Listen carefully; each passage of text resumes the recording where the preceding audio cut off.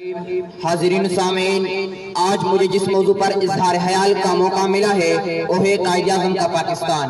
خدا کرے کہ میری عرض پاک پہ اترے، خدا کرے کہ میری عرض پاک پہ اترے وہ فصل گل جس سے اندیشہ سوال نہ ہو۔ یہاں جو پھول کھلے وہ کھلا رہے برسوں، یہاں جو پھول کھلے وہ کھلا رہے برسوں، یہاں حصہ کو گزرنے کی بھی مجال نہ ہو۔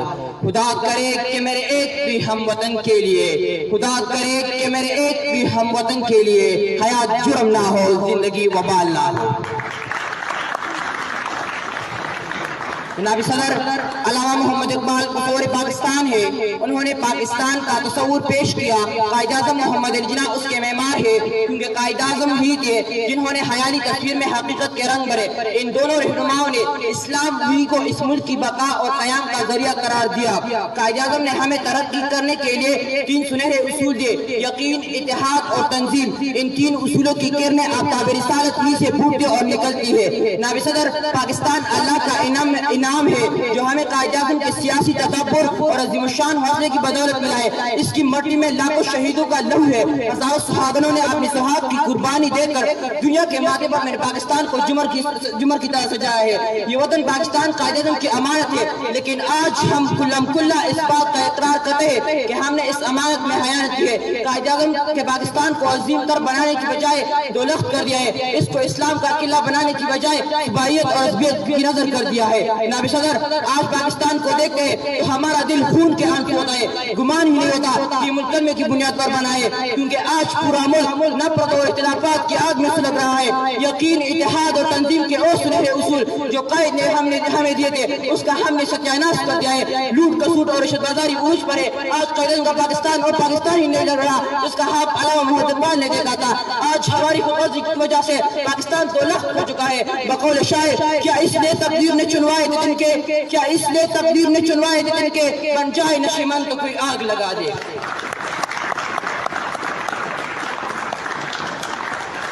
جناب صدر، آج ہم فرقوں میں بندے ہوئے ہیں، ہم نے مٹی کو اہم بنا لیا ہے اور نظریہ کے افاقیت عالمگیت کو بھول چکے ہیں۔ آج ایک طرف جاگ پنجابی جاگ کی صدا اٹھ رہی ہے تو دوسری طرف پختونستان زندہ آباد کے نعرے کانوں کے پردے پھاڑ رہے ہیں۔ کئی سندھو دیش تو کئی جناپور اور کئی گیٹ بلوچستان کے نعرے اس ملک کی بنیادوں کو ہلا رہے ہیں۔ آج علاقائی زبانوں کو ہم نے اہم سمجھنا شروع کر دیا ہے اور قومی زبان کو ٹکرا دیا ہے۔ اس کا نتیجہ یہ ہے کہ بائی بائی کا دشمن ہو گیا ہے۔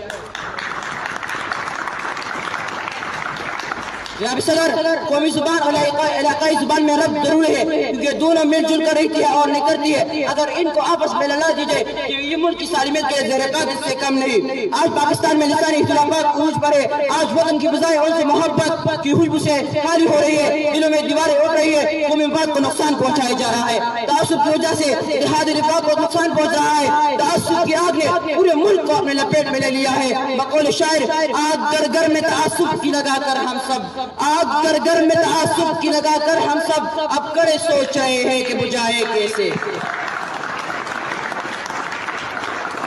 آج پاکستان IMF کے قرض و درے سے سک رہا ہے۔ ہمارے عیاش و کمرانوں کی بدعنوانی کی وجہ سے ہماری آنے والی نسل بھی امریکہ کے غلام بن چکے ہیں۔ ہم اعتبار کی خودی کا درس پوچھ چکے۔ آج ہمارے ہاتھ میں کچکول ہے۔ آج ہم اپنی معیشت بحال کرنے کے لیے غیر ملکی سرمایہ کاروں کے پیروں میں بیٹھ رہے ہیں۔ میں پوچھنا چاہتا ہوں کہ قائد اعظم کا پاکستان جو پوری ملک کے لیے ایک عظیم مثال بن سکتا تھا، آج اپنے پیروں پر کیوں کھڑا نہیں ہوتا؟ اس کا ذمہ دار کون ہے؟ ہمارا ملک کس نے دولت کر دیا ہے؟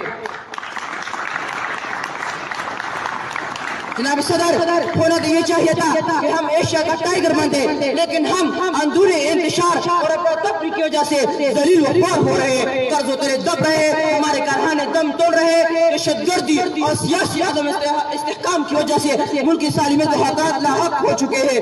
دنیا میں ہماری عزت و توقیر کم ہو رہی ہے۔ قائد اعظم نے عظیم تر جو آپ دیکھا تھا وہ کب شرمندہ تعبیر ہوگا؟ اس سوال کا جواب ڈھونڈتے تو ہمارا ضمیر ہمیں ملامت کرتا ہے۔ آج کے دن ہمارا ضمیر بکار کہتے ہیں، اے روح قائد آج ہم شرمندہ ہے، اے روح قائد آج ہم شرمندہ ہے۔ جناب صدر، ضرورت اس امر کی ہے کہ ہم اپنے سب میں اتحاد و اتفاق پیدا کریں، قائد اعظم کے سنہرے اصولوں کو اجالنے کے لیے خون پسینہ ایک کرے اور خودی کا سبق از سر نو آز بر کر کے اپنے دنیا آپ بنائے۔ پاکستان کو صحیح معنی میں اسلام کا قلعہ بنانے کے لیے اپنے اخلاقی قدروں کو پروان چڑھائے، پاکستان کو ترقی دینے کے لیے تن من دھن نچھاور کرے اور اس سے عظیم تر بنانے کے لیے اپنے بہترین صلاحیتوں کو بروائے کار لائے، نفرتوں کو مٹائے اور محبتوں کو پروان چڑھائے، تب ایک نیا پاکستان ظہور پذیر ہوگا اور وہ ہوگا قائد-اعظم کا عظیم تر پاکستان۔ اپنے تقریر شعر پر ختم کرنا چاہتا ہوں۔ آؤ مل کر اس زمین پر کہکشاں ترتیب دے، آؤ مل کر اس زمین پر کہکشاں ترتیب دے، ایک سے ایک روشن ستارہ ہاتھ میں موجود ہے۔ شکریہ۔